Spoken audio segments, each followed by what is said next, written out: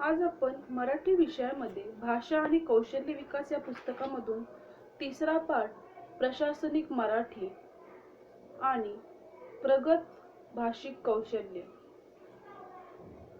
या पुस्तकामधून हे दोन पाठ शिकणार आहोत. मराठी प्रशासनिक मराठी आणि प्रगत भाषिक कौशल्य हे दोन पाठ आपले शिकून झालेले आहेत. आज आपण त्याची स्वाध्यायकृती अभ्यासणार आहोत. या पाठामध्ये पहिला प्रश्न आहे, सारांश लेखन याविषयी सविस्तर चर्चा करा. सारांश लेखन म्हणजे काय? मागील भागामध्ये आपण सारांश लेखन म्हणजे काय हे अभ्यासलेलं आहे. अनेक भाषिक कौशल्यांपैकी सारांश लेखन, सार लेखन हे एक महत्त्वपूर्ण भाषिक कौशल्य आहे.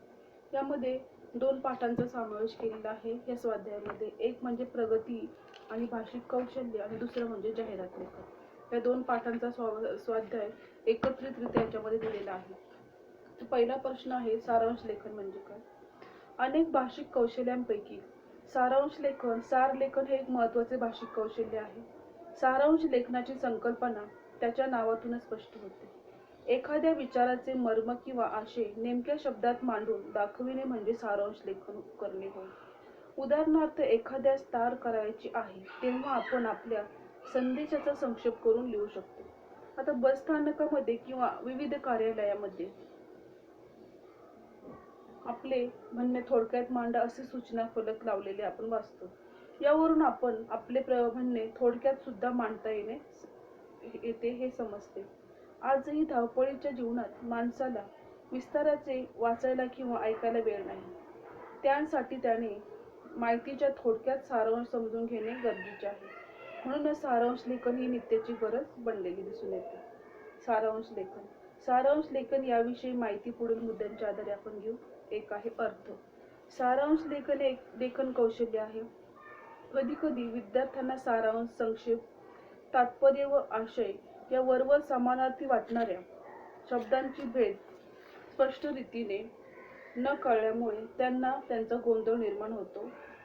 त्यामुळे आपण जेव्हा एखादे भाषण किंवा चर्चा ऐकतो तो सर्व भाग जशाच्या तशा लक्षात ठेवण्याचा प्रयत्न करतो, परंतु तो तसाच्या तशा लक्षात राहत नाही. त्यामुळे काही भाग लक्षात राहील तर प्रामुख्याने मुद्देच विसरून जाणारे संभवता असते की आपण सगळेच भाग लक्षात ठेवू शकत नाही. तो भाग ज्या उद्देशाने लक्षात ठेवण्याचा प्रयत्न केला जातो तो उद्देश मुळीच बाजूला राहतो.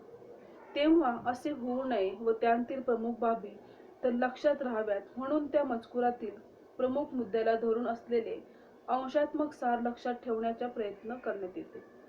हे अंशात्मक सार संकलन म्हणजे सारांश लेखन करणे होय. कोणत्याही साहित्य कृतीतील, मग ती गद्यात्मक असो किंवा पद्यात्मक असो, तात्पर्य सांगावयाचे झाल्यास ते एका वाक्यातही सांगता येईल. तसेच या कलाकृती संक्षेपण करताना त्यातील अनावश्यक विस्तार टाळून तिचे थोडक्यात पुनर्गुंफन केली की तो संक्षेपण होऊ शकेल किंवा त्या कलाकृतीतील मध्यवर्ती कल्पना खुलवून फुलवून आपल्या शब्दात मांडतात की तिची आशय व्यक्त होऊ शकेल. कलाकृतीतील प्रमुख कल्पना किंवा विचारांशी संबंधित अशा मुद्द्यांची थोडक्यात पण स्पष्ट रीतीने केलेली सार लेखन म्हणजे सारांश लेखन. ब आहे सारांश लेखनाचे स्वरूप. सारांश लेखन हा लेखन प्रकाराचाच एक प्रकार आहे. सारांश लेखन हा एक काळाची गरज बनलेला आहे. फोनवरील संवादापासून वृत्तपत्रातील बातम्यांपर्यंत थोडक्यात बोलणे, लिहिणे, वाचणे क्रमप्राप्त झाले आहे. एखाद्या ऑफिसर साहेबांना भेटायला गेलात तर तेथे देखील त्याच्या टेबलावर बी ब्रीफ असे छोटीशी पाटी तुम्हाला दिसेल. कोर्टात न्यायाधीशांपुढे त्या खटल्याच्या कामकाजांचे तपशिलाचे सार तयार केलेले ठेवलेले असते. मोठमोठ्या परिषदांच्या संशोधन परिपत्रकातही त्यांच्याकडे आलेले शोधनिबंध संपूर्ण छापण्याऐवजी त्याचा गोषवारा म्हणजे ॲब्स्ट्रॅक्ट छापलेला दिसेल. कमी शब्दात नेमका आशय व माहिती सारांश लेखनात दिली जाते.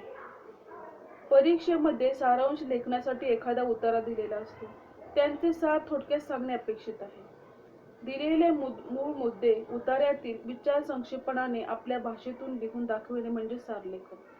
त्यासाठी मूळ उतार्यातील विचार आधी समग्रपणे समजून घेऊन नंतर ते अगदी मोजक्या शब्दात आणि तो स्वतःच्या शब्दात सांगता येणे हे सार लेखनाचे वैशिष्ट्य.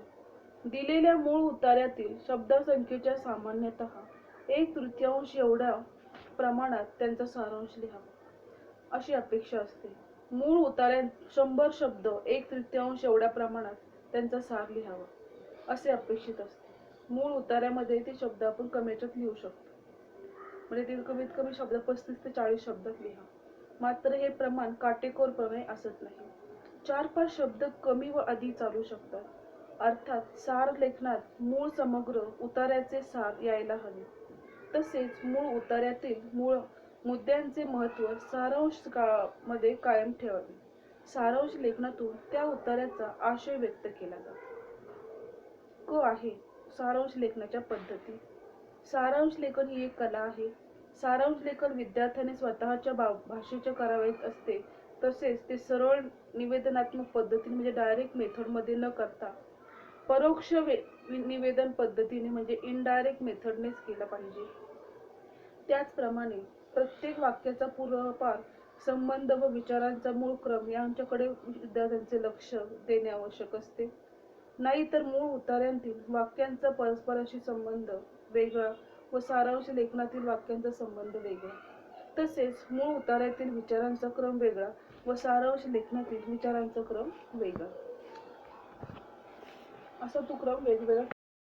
तर त्या लेखनात एका प्रकारच्या खंडितपणा येऊन ते असंबद्ध होऊन त्यामुळे मूळ उतार्यातील प्रमुख विचारांचे सार संकलन यथार्थपणे होणार नाही. सारांश लेखन करताना मूळ विचारांचे थोडक्यात पण मुद्देसूद सार संकलन करावयाचे असल्यामुळे ते स्पष्ट व सुबोध होणे आवश्यक असते. सारांश वाचूनच वाचकाला मूळ उतार्यातील विचारांचे दर्शन व्हावयास पाहिजे. म्हणून सार लेखनातील भाषा सोपी, सुबोध व अर्थवाही स्वरूपाची असावी. त्यात वापरलेले शब्द सोपे, सुटसुटीत व अर्थपूर्ण असावे. सार लेखन हे मुळी उतार्यातील विचारांचे सार संकलन असल्यामुळे सार लेखनाच्या सुरुवातीलाच उतार्यातील विषयांची कल्पना येईल तसे त्याला समर्पक शीर्षक द्यावे. नंतर त्यातील गौण व प्रमुख बाबींचे वर्गीकरण करून मुख्य विचारांचे प्रदर्शन केले पाहिजे व वाक्य लिहावी व त्यातील मुख्य विचाराला पोषक असलेले पूरक विचार मांडावे. परंतु त्याच पांडाळीत न करता त्यातील उपयुक्त ठरलेले असे तेवढेच भाग घ्यावे. तसेच मुख्य विचारांचे वाक्य व पूरक वाक्यांची यातील परस्पर संबंध क्रम करावी लावावे. तथापि एखाद्या ठिकाणी जर क्रम बदलल्यामुळे सारांश लेखन स्पष्ट व रेखीव स्वरूपाचे होऊन त्यातील आशय लक्षात येण्याचे दृष्टीने बदललेला क्रम उपयुक्त ठरत असेल तर प्रसंगी विचारांचा क्रम बदलण्यास हरकत नाही. तसेच मूळ उतार्यातील अलंकार, उदाहरणे, म्हणी व प्रमेय इत्यादींच्या अर्थ स्पष्टीकरणासाठी उपयोग होऊ शकत असेल तर तो अल्प प्रमाणात असावा. त्यासाठी जास्त शब्दांचा वापर करणे योग्य ठरणार नाही. शेवटी तात्पर्य सांगून सारांश लेखन संपवावे. सारांश लेखन ही एक कला वाचनाने आणि आकलनाने समजून घेता येते. आता पुढे सारांश लेखनाची आवश्यकता असलेली जी घटक आहे ते दिलेले आहे. एक म्हणजे उतारा हा काळजीपूर्वक वाचावा. जोपर्यंत उतारा समजत नाही तोपर्यंत वाचावा. जेथे कल्पना अथवा मुद्दे असतील तेव्हा वाक्याखाली अधोरेखित करा व पुन्हा उतारा वाचून त्याखाली खात्री करून तयार करा आणि मग तो करून घ्या, समजून घ्या. मूळ उतार्याचा विस्तार, अलंकारिक रचना व उदाहरणे वगळून प्रत्येक मुद्द्यावर स्वतःची एक वाक्य तयार करा. 5. मूळ उतार्यातील विचार वगळू नये अथवा नव्या विचाराची भर घालू नये म्हणजे मूळच्या भाषेचा डौल बिघडणार नाही. सारांश लेखन जो आहे तो अर्थदृष्ट्या व व्याकरणदृष्ट्या स्वतंत्र बांधणीचा सलग गद्य उतारा वाटला पाहिजे. म्हणजेच मूळ उतार्याची विशेषणे, अलंकार, उदाहरणे सारांशामध्ये येऊ नये. त्याच्यामध्ये हा एक प्रकारची सलगता असणे अतिशय गरजेचे आहे. पुढे 7 आहे सुसंगती, अन्वय व ललित्य यांच्या सुरेख समन्वय या सारांश लेखनात साधवावा. परिच्छेदाला अर्थपूर्ण शीर्षक द्यावा. जणू या सारांश लेखनाचे हे शीर्षकच सत्व आहे. 9 आहे आपली भाषा सहज, सोपी व सुगम असावी. समारोप. सारांश लेखन करताना भाषा, विचार व आस्वाद या तिन्ही दृष्टीने केलेल्या सार लेखन मूळ उताराची छोटी प्रतिकृती असली पाहिजे. आता प्रश्न दुसऱ्यामध्ये सारांश लेखनचे नमुना दिलेला आहे. तिचं उत्तर एक छोट्याशा सारांशामध्ये काढले. व्यापार औद्योगिक क्षेत्रात मराठीचे स्थान.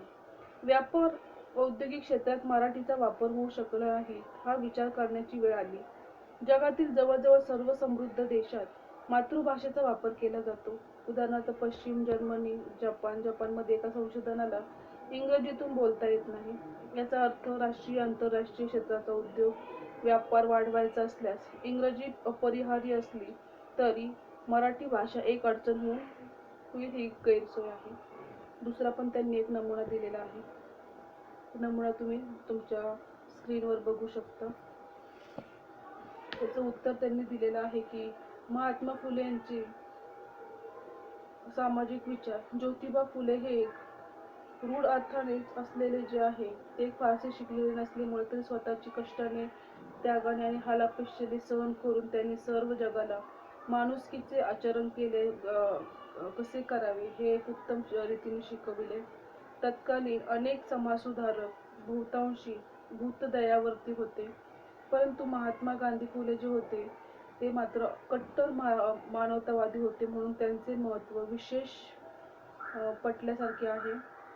तथाकथित उच्च समाजाकडून खालील जातींचा नाश करण्याची वृत्ती भारतातून नाहीशी होईपर्यंत शूद्रांच्या